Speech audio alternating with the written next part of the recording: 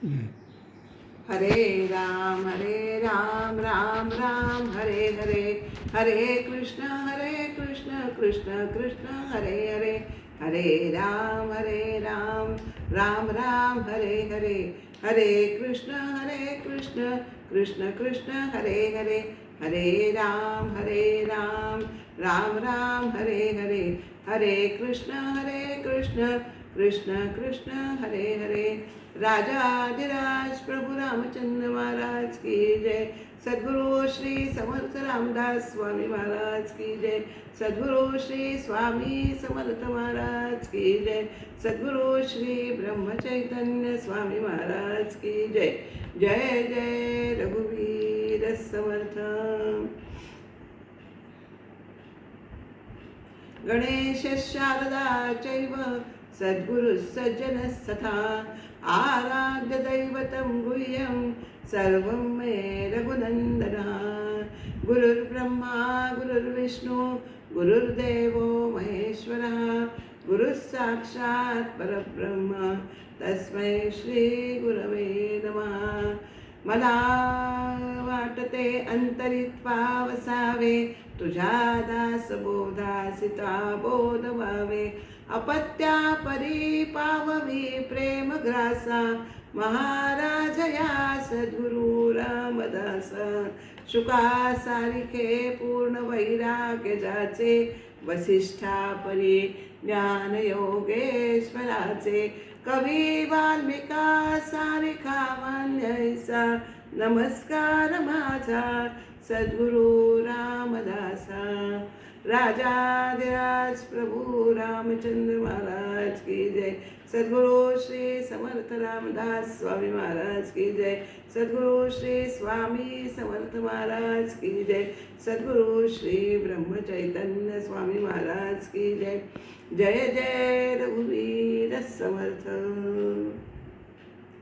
श्री रामरायांच्या चरणी, श्री समर्थांच्या चरणी, स्वामींच्या चरणी, महाराजांच्या चरणी आणि आपणा सर्व श्रोत्यास वंदन करून आपण आज दशक 8वा समास 7वा नाव आहे मोक्ष लक्षण याचं विवरण करणार आहोत. तत्पूर्वी सद्गुरूंच्या चरणी प्रार्थना करूया.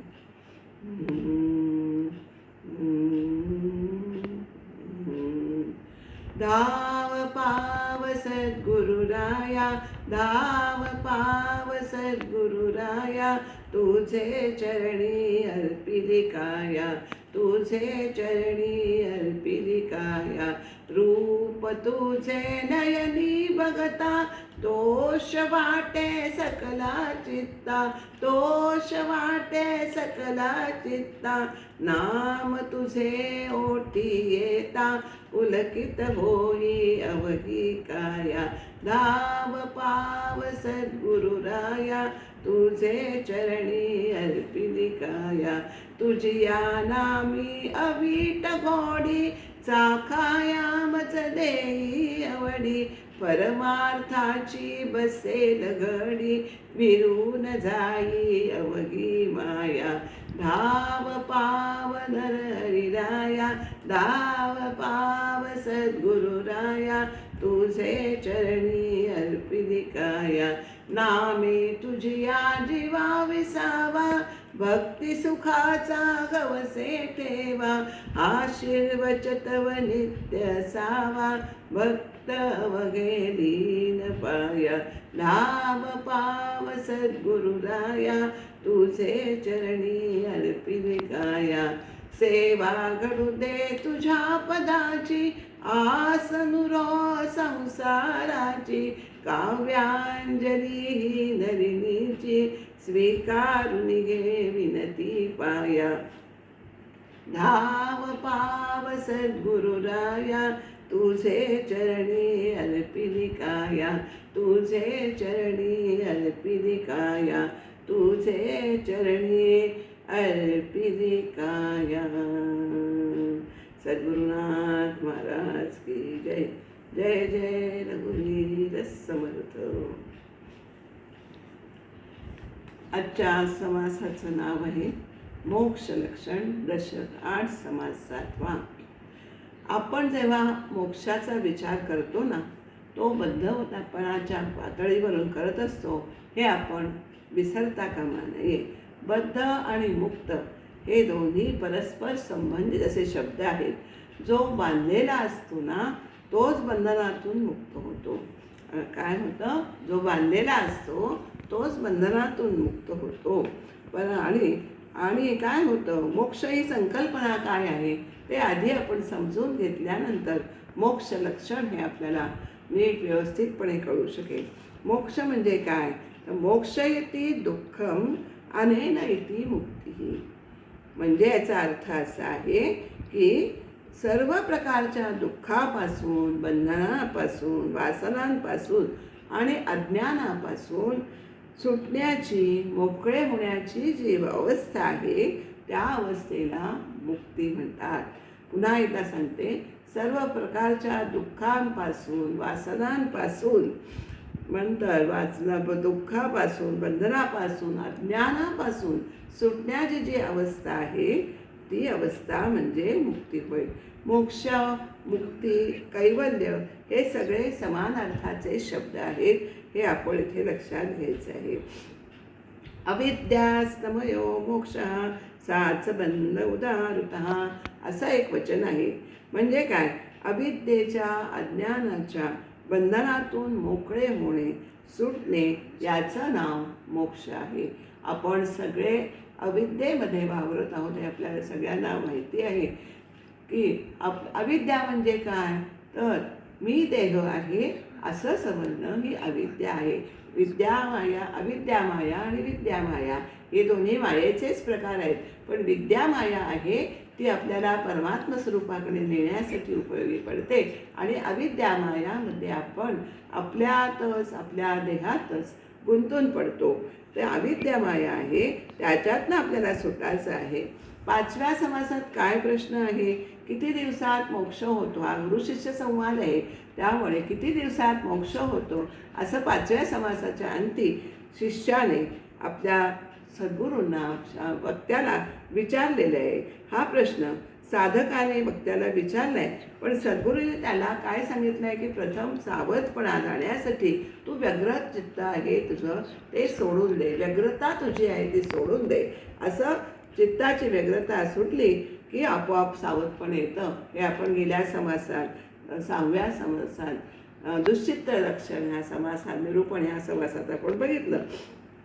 ते विवेचन आपण 6व्या समासात केलेलं आहे. आणि शिष्य सावधानतेने ऐकेल अशी आता तयारी शिष्याची झालेली आहे. त्यामुळे आता जसं वातावरण निर्माण झालेलं आहे, त्यामुळे आता या समासात त्या प्रश्नाचं उत्तर आपल्याला समर्थाने, वक्त्याने इथे दिलेलं आहे. आणि त्याचाच किती सत्संगती लाभली म्हणजे तत्काळ मोक्ष होतो हे त्या प्रश्नाचं उत्तर आहे. या समासात ते याचा उहापोह समर्थाने या समासात केलेला आहे.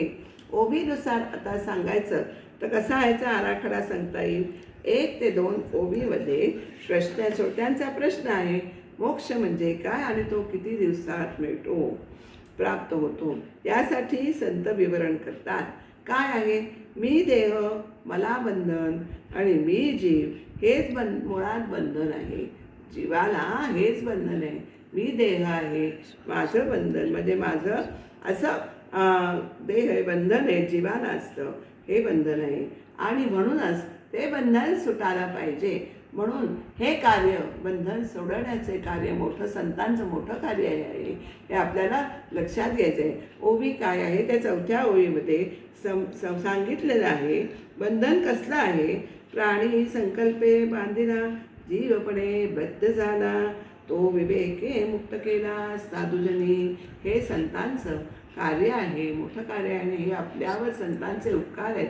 आपण जे संकल्पाने बांधलेलं गेलो आहोत त्याच्यापासून ते आपल्याला मुक्त करतात. त्यामुळे याचं वर्णन आपल्याला 3 ते 17मध्ये संकल्पांच्या बंधनाचं वर्णन आलेलं आहे बरं का. आणि 18 ते 22मध्ये जन्म कोणता मिळेल अशी शाश्वती नाही आहे. तर मग हा नरजन्म आपल्याला लाभलेला आहे, तर त्याचा आपण सदुपयोग करून घ्यायला पाहिजे. दैवयोगे आणि गुरुकृपेचाही लाभ योग आहे, त्याचं वर्णन आपण केलेलं आपल्याला आढळून येतं. 23 ते 27 मुळात ज्ञानच नसेल तर अधोगती कशी होते असं हे स्पष्ट केलेलं आहे बरं का. आणि 28 ते 30 याचा आपण विचार करायला पाहिजे. म्हणजेच आत्मानात्मविवेक विवेकाला या इथे प्राधान्य दिलेले आहे. आणि तो जर नसेल तर काय होणार आहे? आत्मनी एव आत्मानं, म्हणजे आपणच आपले शत्रू आहोत हे याचं विवरण आणि केलेलं आहे. आणि तसे होऊ नये म्हणून काय केलं आहे? 31 ते 44 देहतत्वाचं विवरण केलेलं आहे. आणि त्या देहतत्वाहून आत्मा हा संपूर्णपणे भिन्न आहे याचं वर्णन स्पष्ट केलेलं आहे. आणि 44 ते 52 याच्यामध्ये आत्म्याचे 4 प्रकारचे विवरण आहे. आणि 53 ते 55 हे चारही आत्मे जरी भिन्न दिसले विवरण आहे, पण त्याचे चारही आत्मे वेगळे दिसले तर वर्णन केलेलं असं तरी ते आत्मे हे एकच आहे हे सांगितलेले. आणि शेवटी मोक्षाचं स्वरूप आणि तो सत्संगतीनेच मिळतो हे आपल्याला 56 ते 66 यामध्ये सांगितलेलं आहे. असं या आपल्याला मोक्षलक्षण समासाचा ओवीनुसार आराखडा सांगता येतो.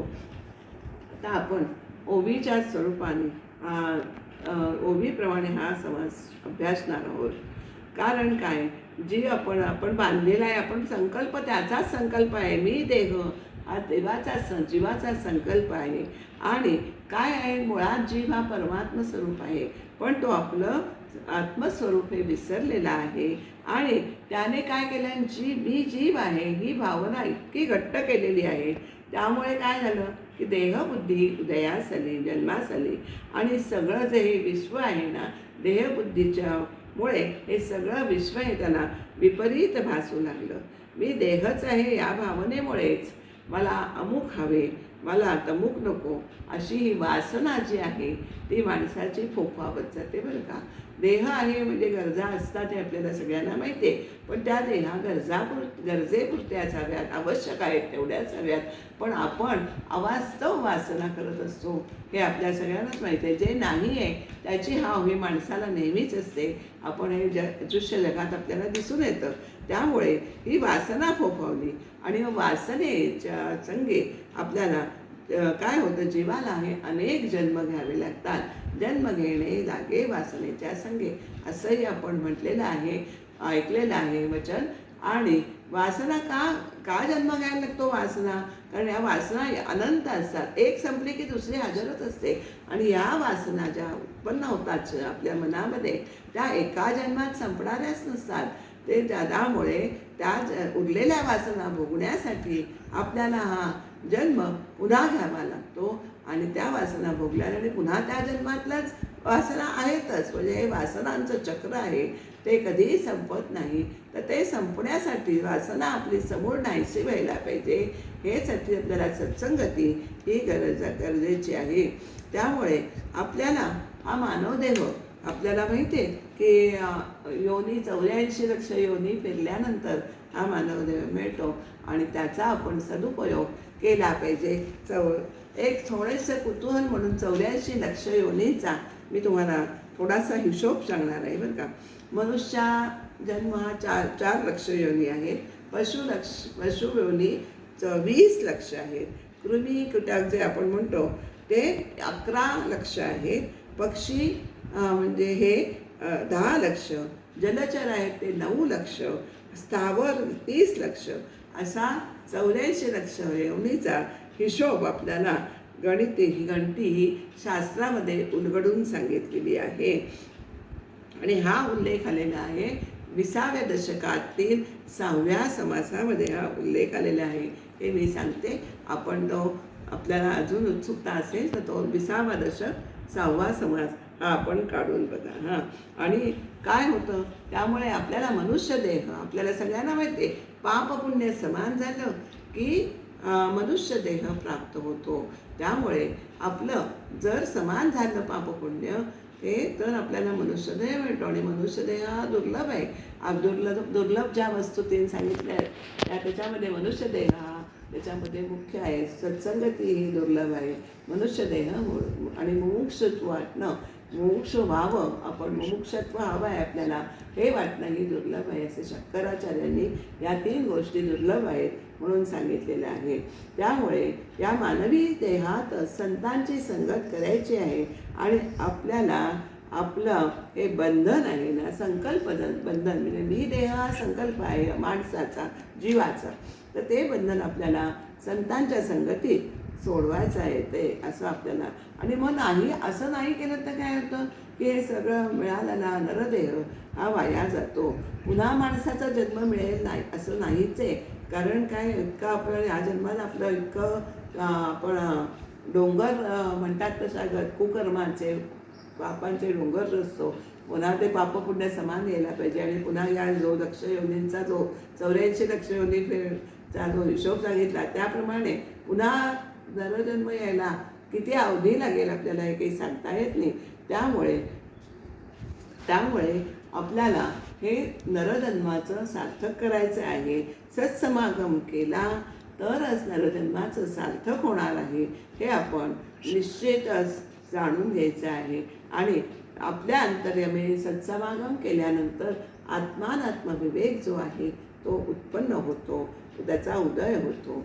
आणि आता तुम्हाला सगळ्यांना शंकराचार्यांचं आत्मषटक माहिती आहे की मी म्हणजे देह नाही, मनोबुद्धी अहंकार चित्तानि नाहम, हे असं एक ही जी सगळी तत्त्व आहेत ना, मी पृथ्वी नाही, मी आप नाही, मी तेज नाही, मी पाणी नाही, असं सगळे तत्त्व जे आपल्याला कोणी तत्त्व विस्तार येणार आहे तेव्हा मी हा उल्लेख करेन. पण जर आपल्याला मी म्हणजे मन नाही आहे, मी बुद्धी नाही आहे, मी अंतःकरण नाही, अहंकार नाही, असं जे करत करत असं गेलो आपण विचाराने आपण असं स्वतःला वेगळं समजायला गेलो तर आपल्याला आपण मीपणाने वेगळेपणाने पाहू शकतो. असं आपल्याला हे नक्की संतांच्या संगतीची, संतांना कला ही अवगत असते, त्यामुळे ती कला त्यांच्या शिष्याला ते शिकवतात. मी आत्माच आहे हे मूळ सत्य आहे हे संत विवेकाने आपल्याला पटवून देतात. आणि आत्मस्वरूपाचे अज्ञान आपल्याला निद्रा निरूपण जेव्हा येईल तेव्हा हे निद्रा म्हणजे अज्ञान आहे. कशाचं अज्ञान आहे तर आत्मस्वरूपाचं अज्ञान आहे. आणि आत्मस्वरूपाचं अज्ञान ही एक प्रकारची निद्रा आहे. त्यातनं आपल्याला त्या निद्रेमध्ये आपल्याला मी देह आहे असं स्वप्न पडतं बरं का.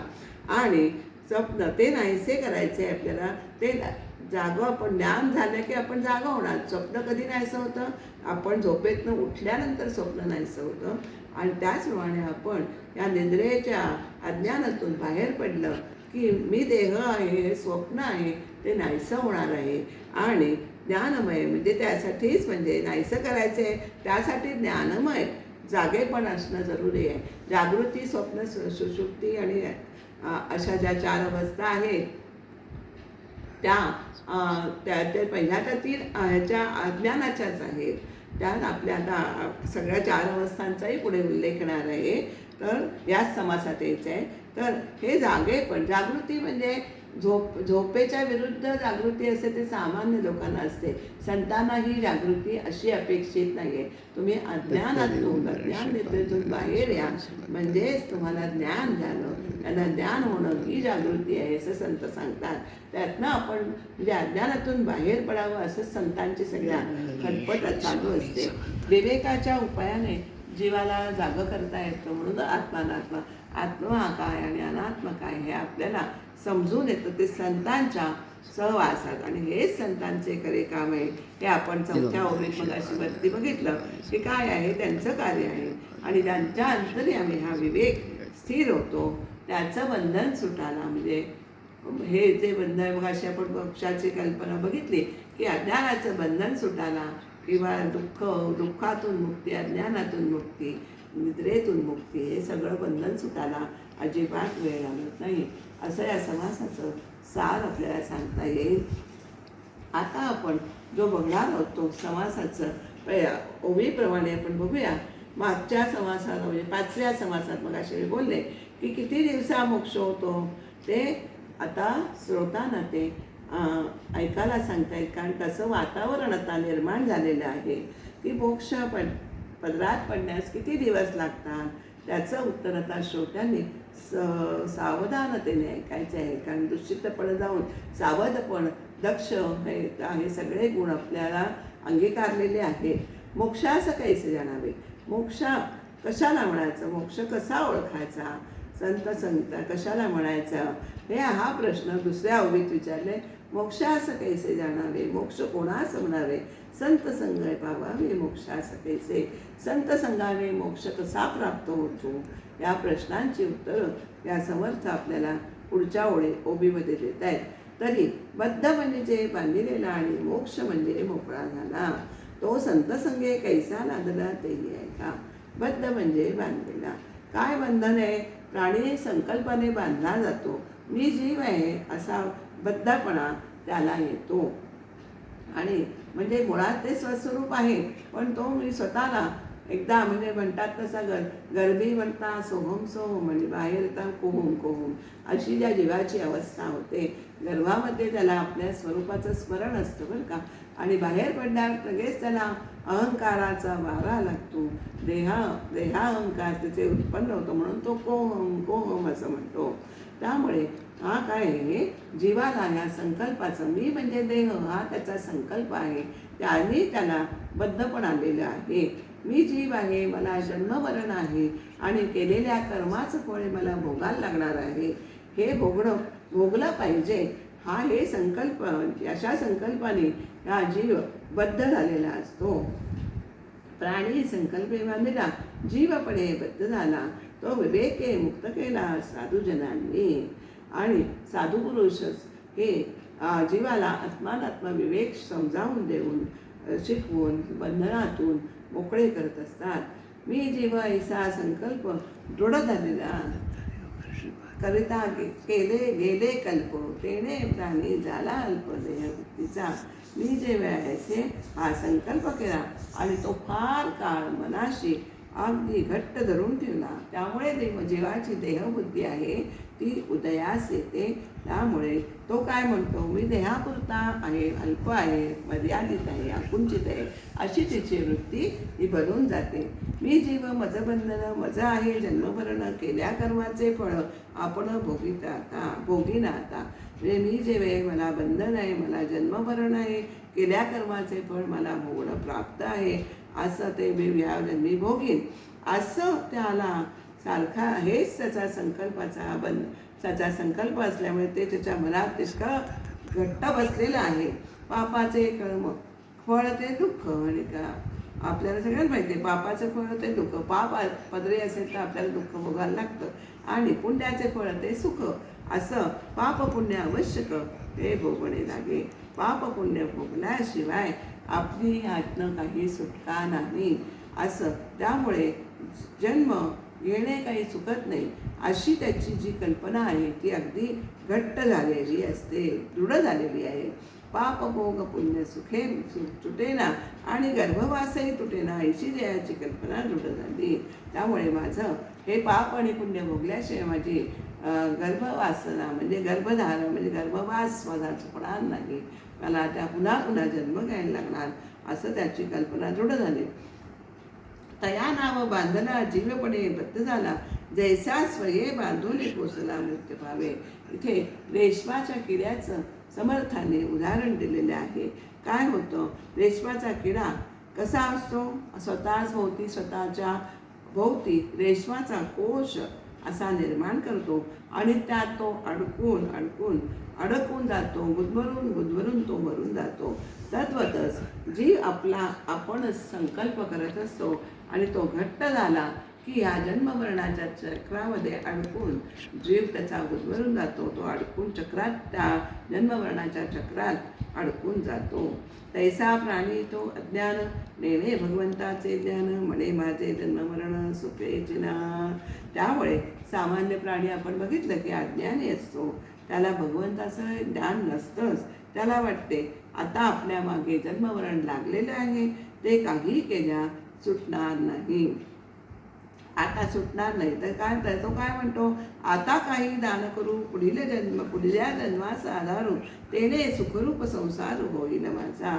मग तो अशी कल्पना करतो, या जन्मी आपण काही दान धर्म केला, पुण्यकर्म केलं, ते आपल्याला पुढच्या जन्मी उपयोगी पडतो. आपण साधारण म्हणतो, चांगलं झालं मी काय गेल्या जन्मी पुण्य केलं आहे म्हणून मला असं माझ्या पदरात भाग्य पडलं आहे, की काय गेल्या जन्मी मी पाप केलं आहे म्हणून हे मला भोग भोगावे लागतात, असं ही साधारण जीवाची कल्पना असते.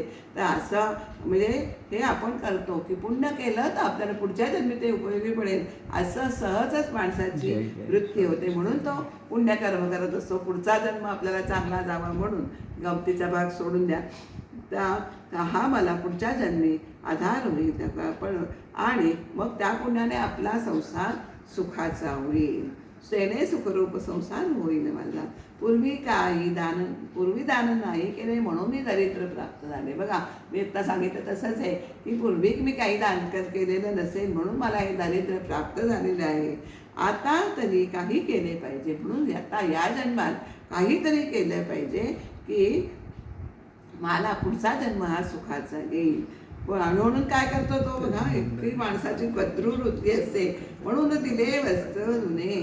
काय केलंय, दान केलंय, पण कसं केलंय, जुनं वस्त्र दिलंय. नवीन वस्त्र घेऊन देण्याची त्याची दानतच नाही, म्हणजे मनात तो विषयच येत नाही. म्हणून दिले वस्त्र जुनं. आणि एक ताम्र नाणं, तांब्याचं नाणं पहिल्यांदा असायचं चलना.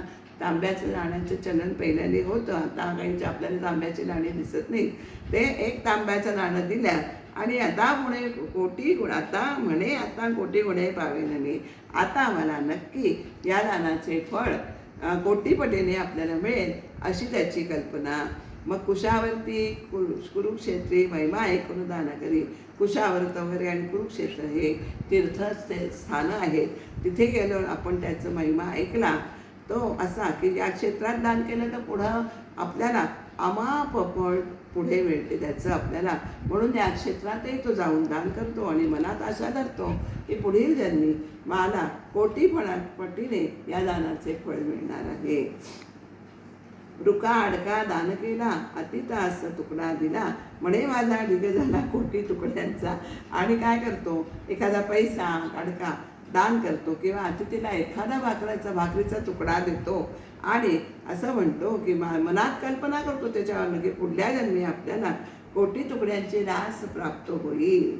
कसं आहे माणसाचं मन, त्याच्यावर आपल्याला दिसतं किती खोतं मन आहे. मी खाईन पुढील जन्मी, ऐसे कल्पी अंतर्यामी, वासना गुंतली जन्मकरणी प्राणियाची. अशा प्रकारे त्याची वासना आहे, पुढील जन्मात मी हे पुण्याचं फळ खाईन, म्हणजे पुढील जन्माने आपण ते खाऊ, अशी भ्रामक कल्पना तो मनात करतो आणि पुढल्या जन्मी आपल्याला अनेक पटाने चांगलं मिळेल अशी कल्पना करतो. अर्थात तो अज्ञानी असतो, तोच बद्ध असतो, हे आपण इथे समजायचं आहे. आता मी जे देईन ते पुढील जन्मी पावेन, ऐसी कल्पी तो अज्ञान बद्ध जाणावा. आणि असा जो असतो ना तो बद्ध असतो.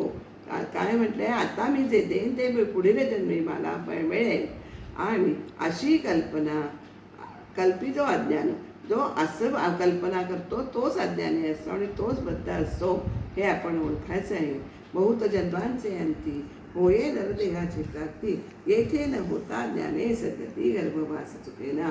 पुष्कळ जन्म आपण मग सगळा पाढा वाचलेला आहे 84 लक्षयोनीचा. पुष्कळ जन्म घेतल्यानंतर मानवाची प्राप्ती होते, मानव देह प्राप्त होतो. आणि जर ह्या जन्माचं आपण आत्मज्ञान करून घेतलं नाही तर जीवाला सद्गती मिळत नाही. तुम्हाला आपलं अज्ञान हे ज्ञानानेच मारायचं आहे, नाळसं करायचं आहे. तर आत्मज्ञान करून घेतलं तरच जीवाला सद्गती मिळते, अन्यथा सद्गती मिळत नाही आणि त्याचा जन्ममरणाचाही फेरा चुकत नाही. गर्भवास चुकेना, गर्भवास नरदेही गणे, ऐसे हे सर्वथा न घडे. मग अशी म्हटल्याप्रमाणे की पुढील जन्म आपल्याला माणसाचा असेल हे नक्की नाही आहे. आपण काय करतो, आपल्याला एवढा फेरे झाल्यानंतर पुन्हा तो माणसाचा येणार. आणि गर्भवास हा आपल्याला नरदेहाचाच मिळेल, आपल्याला हे काही सांगता येत नाही आहे. कारण पुष्कळ शास्त्रामध्ये सांगितलेले आहे की उलट आत्मज्ञान नाही झालं आणि त्याला मृत्यू आला तर गर्भवासामध्ये नरदेह मिळेल असं नाही, तर तो पुन्हा खालच्या योनीमध्ये त्याचा जन्म होऊ शकतो. हे आपल्याला इथे स्पष्ट सांगितलेलं आहे. अकस्मात भोगणे पडे पुन्हा नीच योनीमध्ये त्याला जन्म घ्यावा लागतो. ऐसा निश्चय शास्त्रांतरी बहुती केला बहुकांपरी नरदेह संसारी परम दुर्लभ असेल. म्हणजे असा शास्त्रांतरी निश्चय केलेला आपल्याला पुष्कळ शास्त्राकडे निश्चय केलेला आहे की सारांश या जन्मात समजायचे काय, संसारामध्ये नरदेह मिळणं हे फारच दुर्लभ आहे. पाप पुण्य समताकडे तरीच नरदेह जोडे हे रविया जन्मनकडे व्यासवचन भागवती हे भागवतामध्ये वचन आहे. असं आपल्याला तिथे एक श्लोक दिलेला आहे भागवतातला.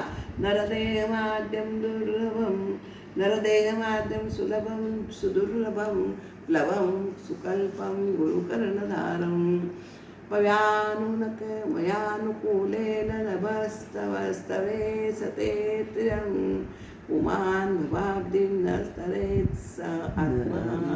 असा श्लोक आहे. याचा अर्थ काय आहे की हा मानव जे दुर्लभ आहे तसाच तो सुलभ आहे, पण तसाच तो दुर्लभही आहे. चांगला संकल्प प्लवम सुकल्पम, चांगला संकल्प हे त्याचं काय आहे भल्लं आहे.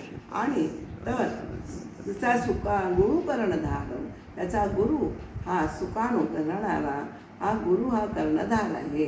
मयानुकूलेन नभस्त्वरेतितम, आणि भगवंताची अनुकूलता मयानुकूलेतम म्हणजे भगवंताची अनुकूलता कृपा असणं हा त्याचा वारा आहे. आणि त्या वाऱ्याने हे जहाज जे आहे आपलं ते नरदेहाचं तारू हे आपल्याला सहज ढकललं जाणार आहे. अशी सगळी मदत असताना उमान भवाब्दीन न तरेच सहा आत्मा, अशी सगळी मदत असता जो माणूस हा भवसागर तरुण जात नाही तो आत्मघातिकी आहे. असं या भागवतातील 11व्या स्कंदातला हा श्लोक आहे. असं इथे व्यवस्थित उल्लेख केलेला आहे. आता पुढे नरदेहाचं कसं सांगितलेलं आहे. नरदेह दुर्लभ अल्प संकल्पाचा लाभ गुरुकर्णधारी स्वयंभ सुख पावी. हा नरदेह दुर्लभ आहे आपल्याला उघड आपल्याला कळलेलं आहे एवढ्या विवेचनावरून. पण देहबुद्धीने ते गेलेल्या अल्पसंकल्पाने काहीतरी वासना शिल्लक राहील असल्याने आपल्याला त्याचा लाभ होतो.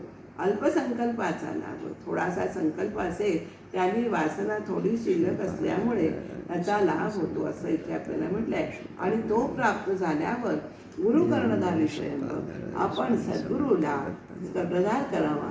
गुरु स्वतः सिद्ध नावाड किंवा मार्गदर्शक असतो. सुख पाववी आणि तोच आपल्याला सुखेने व त्या भवपान मिळणार आहे. असं आपल्याला भवसागर तरुण जायचं असेल तर गुरुशिवाय नाही दुसरा आधार, हे आपण हे लक्षात घ्यायचं आहे. देव अनुकूल नभे जया स्वये पापी तो प्राणिया भवाब्दीन तरवे तया आत्महत्तरा बोलिजे. देवाची अनुकूलता जाणार नाही तो प्राणी स्वतः पापी असतो आणि त्यामुळेच त्याला हा भवसागर तरुण जाता येत नाही. त्याला म्हणून तो आत्महत्याला म्हणजे आत्मघातकी, बरं का, आत्मघातकी समजावा. ज्ञाने वेळ प्राणियासी जन्म मृत्यू 84 ते तू काय आत्महत्या त्यासी म्हणून आत्महत्याला ज्ञान झालं नाही म्हणजे आत्मज्ञान झालं नाही तर त्याला 84 वेळा जन्मावे लागतं आणि मरायला लागतं. म्हणजे जितक्या वेळा तो ज्ञान येईल मरतो तितक्या वेळा तो आत्महत्या करतो असं या ओवीतनं आपल्याला सांगितलं आहे. म्हणूनच तो आत्मघातकी आहे असं समजावं. नरदेही ज्ञाने विण कदा न चुके जन्ममरण भोगणे लागती दारुण नाना निचयोनी. हे सगळा विषय ज्ञान झालं नाही तर जन्ममरण चुकत नाही आणि त्याला नाना नीच योनीमध्ये जन्म घ्यावा लागतो. आता त्या नीच योनी कोणत्या ह्याही समर्थाने दिलेल्या आहेत. म्हणजे हे तरी आपण ऐकून नक्की आपण आत्मज्ञान करून घेण्याच्या मार्गाला लागूया असं आहे. बघा काय आहे, रीस मर्कट श्वान सुकर अश्व वृषभ म्हैसा खेर कर काक कुक्कुट जंबुक मार्जन सरळ बेडूक मक्षिका, या एवढ्या योनी सांगितलेल्या आहेत. तर आपल्याला ह्या खालच्या जातीतल्या नीच योनी आपल्याला नक्की नको आहेत. तर आपण या जन्मातच ज्ञान प्राप्त करून घेतले आहे. आणि इत्यादिक नीच योनी ज्ञान नसता भोगणे जनी, आशा धरली मूर्ख प्राणी पुढे या जन्माची, इत्यादी या नीच योनी आहेत. तरी आपण पुढच्या जन्मी आपण माणूस कसा इतका मूर्ख आहे की पुढच्या जन्माची म्हणजे मनुष्य जन्म येईल अशा भरोशावर करतो, त्याला लाज कशी वाटत नाही. हा नरदेह पडता तोचे पावेचे मागुता, ऐसा विश्वास धरता लाज कशी नाही वाटत नाही त्याला. एवढा आपल्याला पुन्हा त्याने दिलेला आहे. कोण पुण्याचा संग्रह जो पुन्हा पाविजे नरदेव, दुराशा धरली पाहू पुढे या जन्माची. पुन्हा आपण कोणी पाहिलं इतकं आपल्याकडे ज्ञान आहे का, पुण्याचा संच आहे की ज्याच्या बळावर आपण पुढील जन्म माणसाचाच मिळेल असा भरोसा धरतो. आणि म्हणून अशी मूर्खाने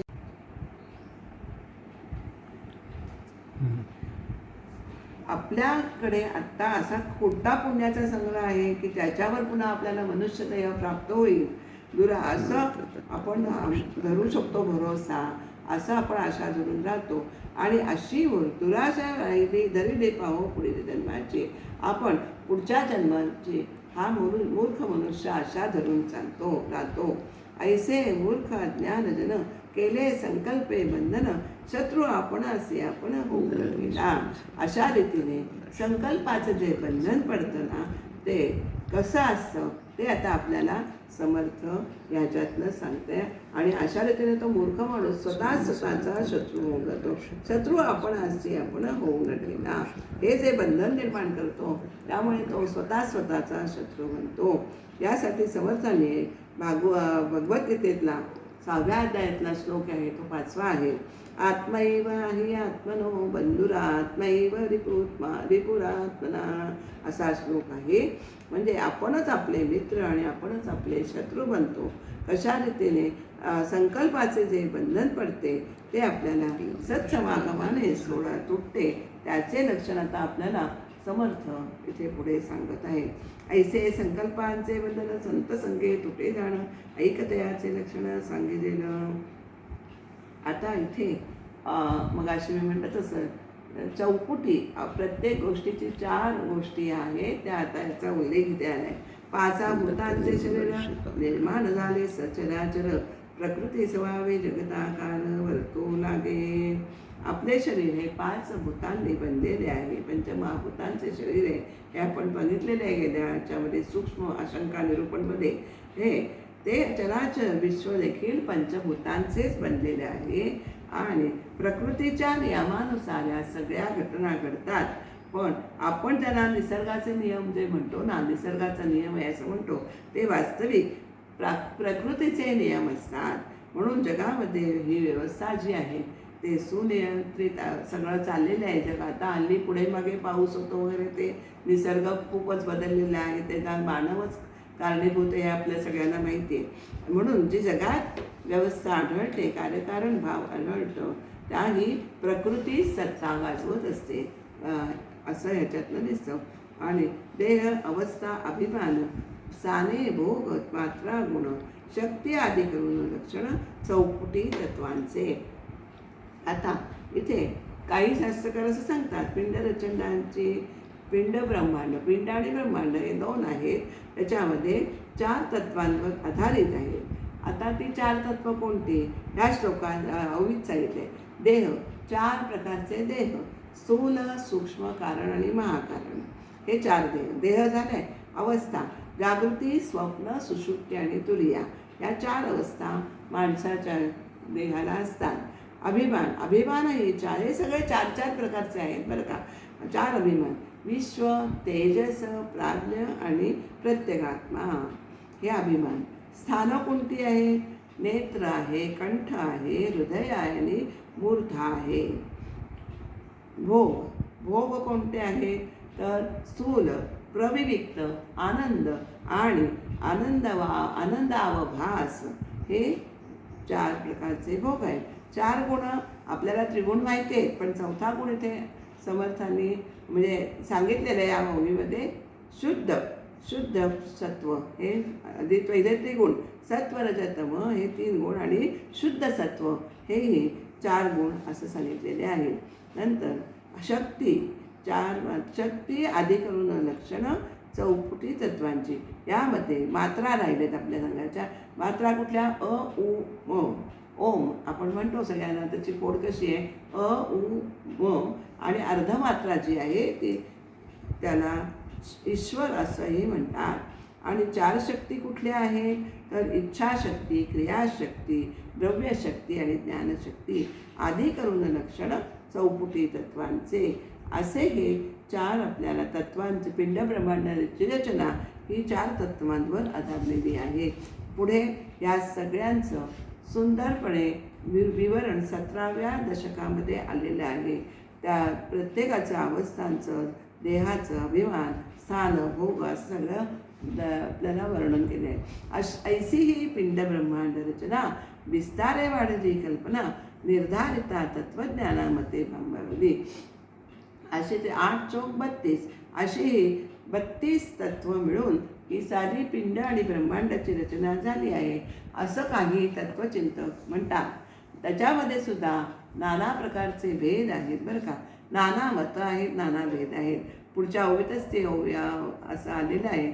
नाना मती नाना भेद, भेदे वाढती वेवाद, परी तो ऐक्यतेचा संवाद साधू जाणती. निरनिराळे इतकी कल्पना तत्वचिंतक म्हणतात. विश्वाचा विस्तार कसा झाला याबद्दल जितकी कल्पना वाढवावी तितकं ते वाढत जाते. निरनिराळे तत्वचिंतक जे आहे ते आपापली कल्पना चालवतात आणि त्यामुळे तत्वांचा निश्चय करण्याला तत्वज्ञानामध्ये सुद्धा निरनिराळी मतं, परस्पर विरोधी मतं आढळतात आणि त्यामुळे विचारांचा हा गोंधळ होतो. परंतु या विचार प्रवाहामध्ये जरी आपल्याला अनेक भेद दिसले निरनिराळ्या याच्यामध्ये, त्या भेदांमुळे वादविवाद वाढतो आणि या सर्व भेदांमधून काय होतं? अंतर्भूत असणारी जी ऐक्यता आहे ना ती साधू संत शोधतात आणि मतामध्ये संवाद उत्पन्न करतात. आणि ही कला ही सगळ्या साधू संतांनाच फक्त माहिती आहे. तर या संवादाचे लक्षण पंचभूतिक देह जाणं, त्या देहामध्ये कारण आत्मा ओळखाला. काय आहे तो संवाद? तर सगळ्यांचं काय आहे ते सांगितले संवाद की पंचभौतिक देह हा पंचभौतिक आहे आणि त्याच्यामध्ये आत्मा हा कार्य चेतना देणारा आत्मा हा कार्यरत असतो, पण तो देहाहून वेगळा असतो. त्यामुळे आता बघा संवाद झाला. काय? पंचभूतात्मक देह आहे, पंचभूतेही जड असतात, त्यांना चेतना देणारा आत्मा होय. या सगळ्यांना आत्मा हा प्रेरणा देत असतो, चेतना देत असतो, पण तो देहाहून वेगळा आहे. नाना आता त्याला आत्मा ओळखायला. देह अंती नासोन जाये त्याचा आत्मा म्हणून ये. देह हा अंती पंचभूतात्मक असल्यामुळे तो नासून जाणार आहे, पण आत्मा हा निश्चळ आहे. त्या म्हणून देहाला आत्मा म्हणायचं नाही आहे. नाना सत्वांचा समुदाय देहामध्ये आला, त्यामुळे देहांमध्ये पंचभूतांचा समुदाय असतो हे आपण जाणायचं आहे. अंतःकरण आता त्यात पंचकसुद्धा किती आहेत बघा, किती प्रकारचे पंचक आहेत. अंतःकरण पंचक आहे, ज्ञानपंचक आहे, इंद्रिय विषय पंचक आहे, अशी पंचक सांगितलेली आहेत. प्राणपंचक आहेत. आता त्या पंचकांचा उल्लेख आपल्याला इथे केलेला दिसतो. अंतःकरण प्राणादिक विषय इंद्रिय दशक हा सूक्ष्माचा विवेक बोलेला शास्त्री. अंतःकरण पंचक आहे, प्राणापंचक आहे, आणखीन कुठला आहे? विषय पंचक आहे. विषय आणि इंद्रिय 5 इंद्रिय, 5 कर्मेंद्रिय आणि 5 ज्ञानेंद्रिय अशी एकंदर 25 तत्व होतात. म्हणजे ही 25 तत्व स्थूल देहाची आणि 25 तत्व सूक्ष्म देहाची अशी 50 तत्व इथे आपल्याला दिसून येतात. काय आहे बघा. अंतःकरण पंचकामध्ये काय येतं? मन, बुद्धी, चित्त, अहंकार आणि अंतःकरण. याचं एक सुंदर उदाहरण आहे, पण आता आपल्याला एवढं सांगायला वेळ नाही आहे. फक्त मी पंचकाचा उल्लेख करणार आहे, कारण त्याचं प्रत्येकाचं स्पष्टीकरण हे पुढील काही दशकातच येणार आहे, ते आपण करायचं आहे नंतर. अंतःकरण पंचक आणि काय होतं? पंचप्राण आणि 10 इंद्रिय आणि 10 विषय असं मिळून माणसाचा हा सूक्ष्म देह बनतो असं शास्त्र सांगतं. शास्त्री बोलिला, सूक्ष्माचा विवेक शास्त्री बोलिला. आता विषय पंचक, आता आपण अंतःकरण पंचक बघितलं. प्राणपंचक कुठलं आपण परवा बघितलं की प्राण, अपान, व्यान, उदान आणि समान हे मुख्य प्राण आहेत, त्याचं हे पंचक आहे. नंतर विषय पंचक कुठलं तर शब्द, स्पर्श, रूप, रस, गंध हे विषय पंचक आहेत. आणि 5 कर्मेंद्रिय आहेत, 5 ज्ञानेंद्रिय आहेत. एकंदर मिळून हा 25 तत्वांचा हिशोब आपण बघितला.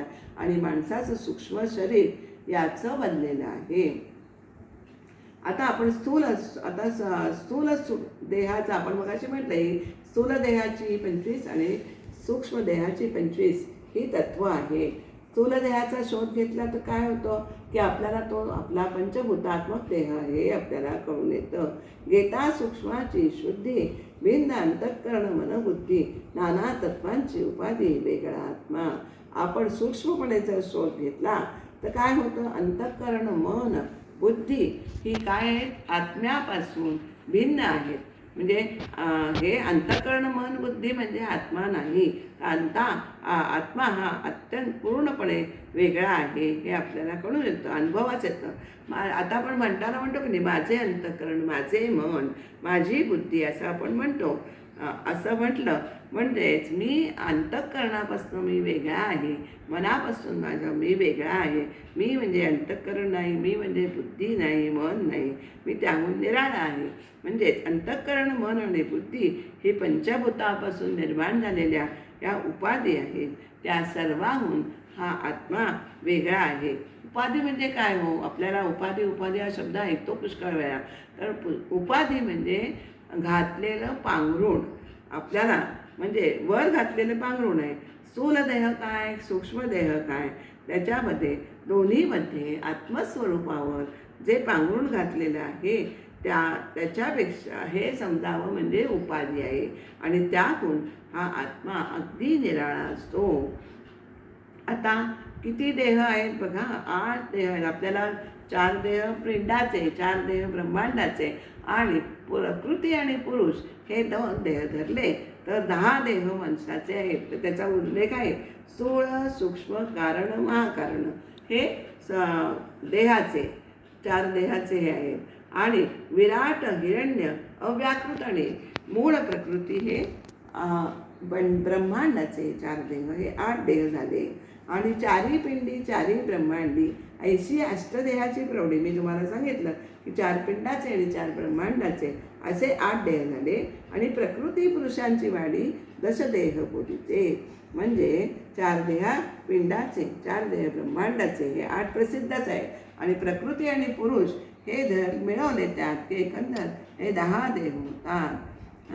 आणि ऐसे तत्वांचे लक्षण आत्मा साक्षी विलक्षण, कार्यकर्ता कारण दृश्यतेयाचे.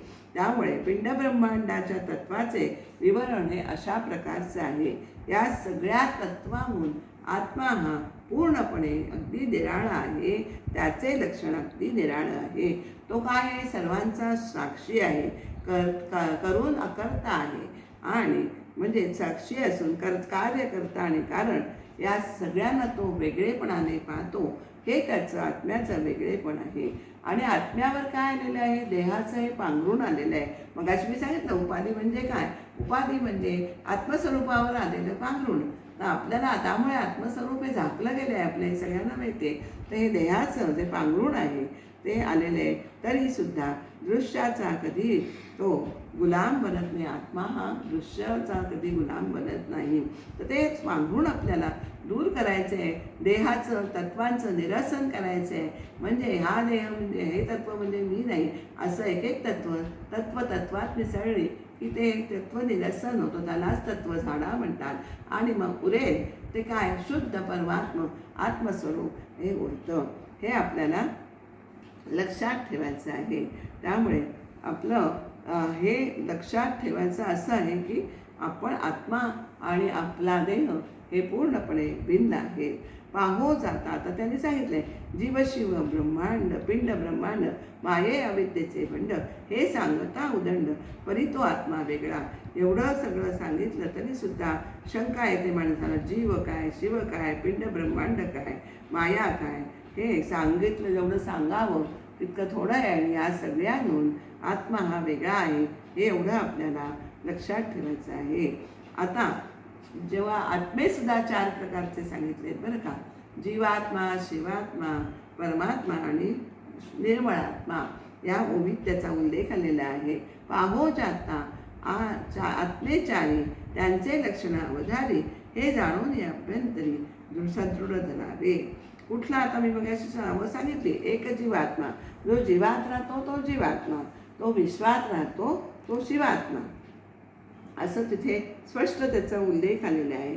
जीव शिव आणि नंतर तिसरा परमात्मा आणि चौथा जो आहे त्यालाच विश्वात्मा असंही म्हणतात आणि चौथा म्हणजे निर्मळात्मा, असे 4 आत्मे आहेत. आणि या 4 आत्म्यांमध्ये उंच नीच भेद उंच नीच भासती परिचारी एकची असते. ह्याच्यामध्ये जर आपल्याला भेद वाटतो जीवात्मा, शिवात्मा, निर्मळात्मा, परमात्मा, विश्वात्मा असं त्याला म्हणतात, तसं त्याच्यात आपल्याला भेद दिसतो. परंतु ह्यामध्ये आत्म्यांमध्ये उच्च नीच किंवा श्रेष्ठ कनिष्ठ असा भेद मुळीच नाही. फक्त त्याचा आभास होतो, पण तो भाससुद्धा भास आहे अर्थात, म्हणजे त्यामुळे तो खराच नाही आहे. हे मुळात हे आत्मे हे 4ही एकच आहे. एक दृष्टांत देऊन हा मुद्दा समर्थांनी पटवून दिलेला आहे.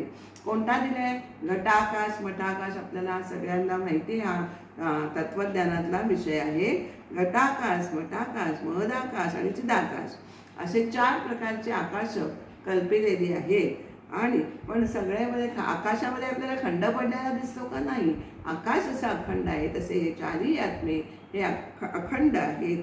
त्यामुळे काय त्यांनी दिले आहे? घटाकाश, मठाकाश, महदाकाश आणि चिदाकाश अवघे मिळून आकाश एकचे असे, असा दृष्टांत आपल्याला समर्थाने इथे दिलेले आहे. आकाश 4 प्रकारचे म्हटलं. घटाकाश म्हणजे काय? घटाकाश आणि मठाकाश हा भेद आपल्याला इथे बघायचा आहे. थोडक्यात बघूया. घटाकाश म्हणजे आपल्याला घरात बसल्यावर आकाश दिसतं, घराबाहेर बसल्यावर आकाश दिसतं. आपल्याला हे दिसतं आपल्याला की नाही, पण त्याच्यामध्ये फरक आहे की नाही. घटामध्ये पडलेलं आकाश दिसतं, अंतराळ म्हणजे आपण बघतो घटात पाण्यात आपल्याला आकाश दिसतं आणि बाहेर घराबाहेरचं पण आकाश दिसतं. पण तो सगळे जी आकाश 4 दाखवले त्याच अगवा तसंच एकच असतं. त्याचप्रमाणे जीवात्मा आणि शिवात्मा, परमात्मा आणि निर्मळात्मा अवघा मिळून आत्मा एकची असे. असं आपल्याला घटाकाश मठाकाशा 4 प्रकारच्या आकाशांचे भेद सांगून समर्थाने हा मुद्दा पटवून दिलेला आहे.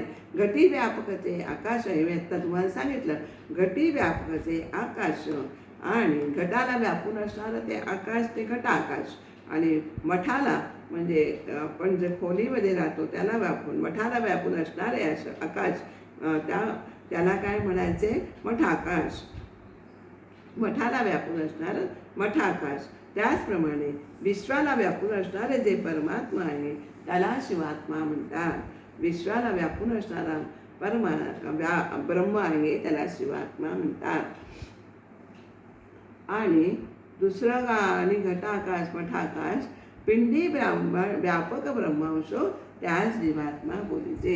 हे आपल्याला उदाहरणासाठी त्यांनी सांगितले. विश्वाला व्यापून असणाऱ्या ब्रह्माला शिवात्मा म्हणतात आणि मठाबाहेर जे आकाश आहे त्याला मठाकाश म्हणतात. त्याचप्रमाणे विश्वाच्या बाहेर ते परब्रह्म परमात्मा व्यापून आहे त्याला परमात्मा म्हणतात. आणि कोणतीही उपाधी किंवा मर्यादा नसणारं जे आकाश आहे त्याला चिदाकाश म्हणतात. त्याप्रमाणे कोणत्याही उपाधीपासून निराळा जो आहे त्याला परमात्म्याला निर्मळात्मा किंवा परमेश्वर असं म्हणतात. असं त्यांनी या ओव्यातनं सगळं स्पष्ट केलेलं आहे. मठी व्यापकचे आकाश तया नाम मठाकाश त्याचा ब्रह्मांडी जो ब्रह्मांश त्यास शिवात्मा बोलीजे. मठाबाहेरील आकाश तया नाम महदाकाश ब्रह्मांडाबाहेरील ब्रह्मांश त्यास परमात्मा बोलीजे. उपाधी वेगळेचे आकाश तया नाम चिदाकाश तैसा निर्मळात्मा परेश तो उपाधी वेगळा. असं आपल्याला घटाकाश वठाकाश जसं एकच आहे, आकाश जसं 4 वेदांनी दाखवलं आहे पण ते मुळात एक आहे, तसंच आत्मा हे 4 वेद सांगितले आहेत पण ते मूलतः एकच आहे. उपाधी योगे वाटते भिन्न परी ते आकाश अभिन्न, तैसा स्वानंद घन एकचे असे. घट मठ यांच्या उपाधीमुळे आकाश हे वेदयुक्त भासलं तरी ते मूळ अभेदच आहे. त्याप्रमाणे स्वानंदाने आत्माहेर भरलेला आत्मा जो आहे, स्वानंद घन त्याला म्हटलेला आहे, तो पिंड आणि ब्रह्मांड यांच्या उपाधीने लहान मोठा भासतो खरा पण तो मूळ एकच आहे आणि त्याच्यामध्ये वेदाचा मागमूसही नाही.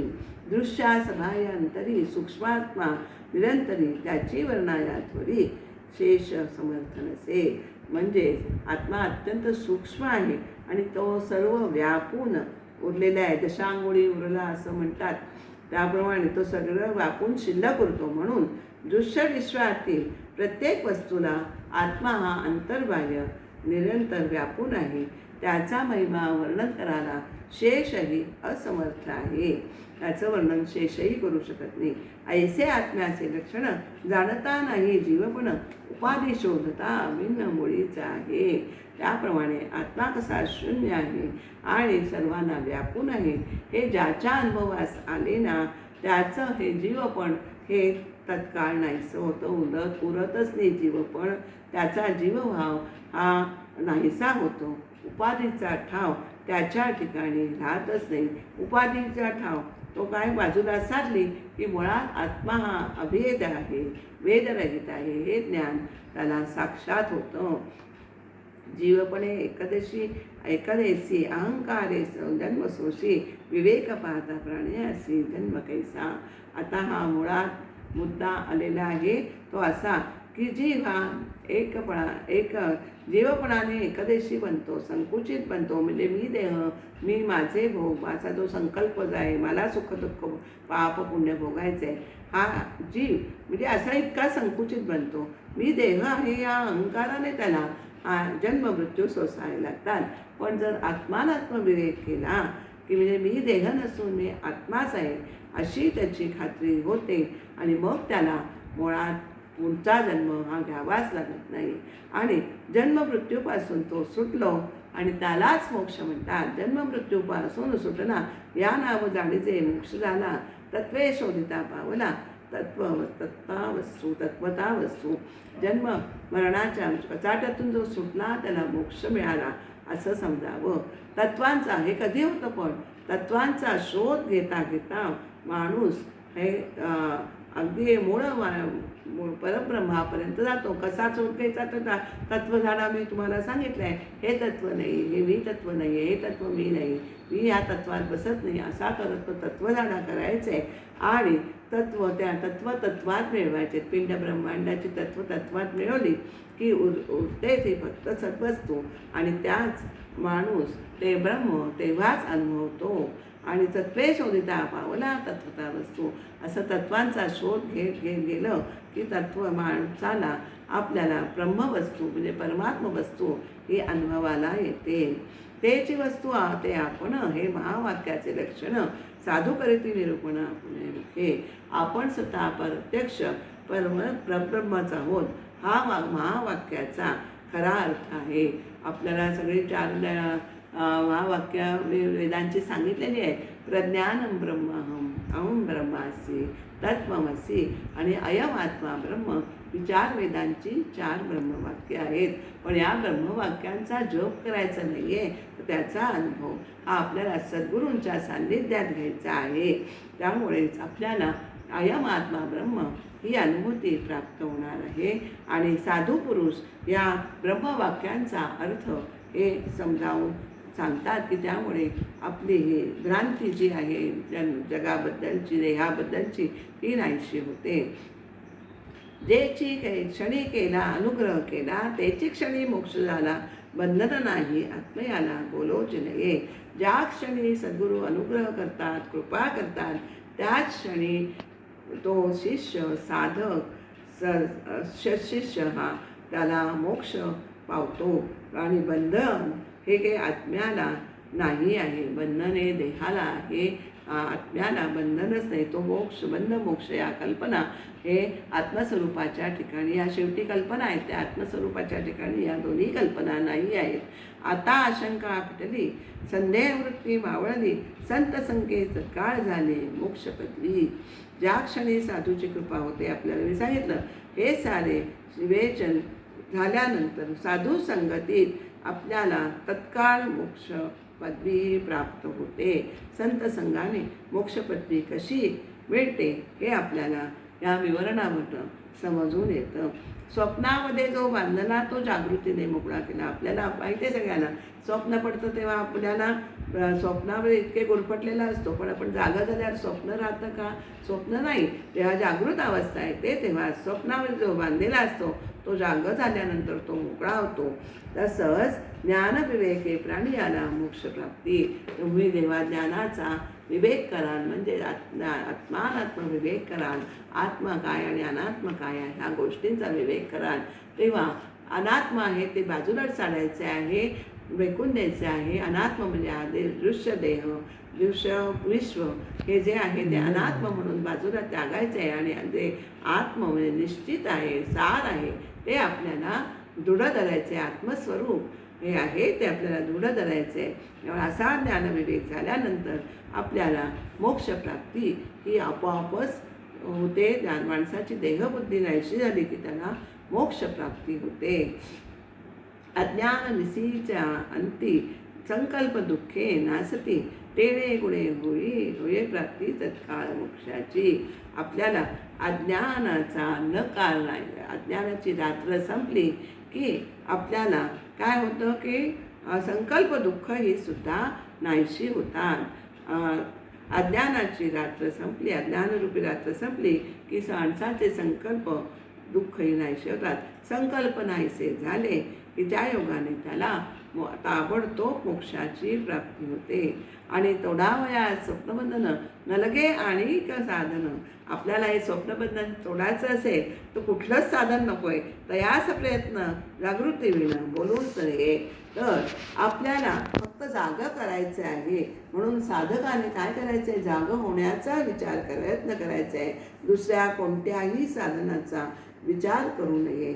आपण जागृत व्हावं. संतानाची जागृती अपेक्षित आहे, ती ज्ञानाची जागृती आपल्याला यायला हवी, हे वरीक नक्की आहे.